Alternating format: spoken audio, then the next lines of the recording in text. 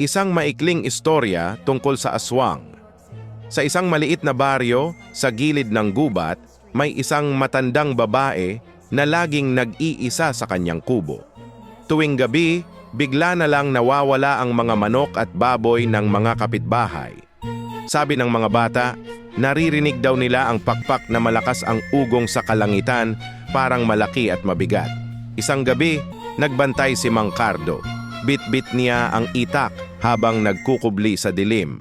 Nang sumapit ang hating gabi, may dumapo sa bubungan, matay kumikislap, mahahabang kuko at ngiti na may matutulis na ngipin. Ang matanda pala ang aswang. Sumugod si Mang Cardo, tinaga niya ito. Ngunit imbes na dugo, itim na usok ang lumabas sa sugat. Sa isang iglap, nawala ang nilalang sa dilim ng gubat. Hanggang ngayon, walang nakakaalam kung napatay ba o nagtatago lamang muli ang aswang at kung kailan ito muling babalik.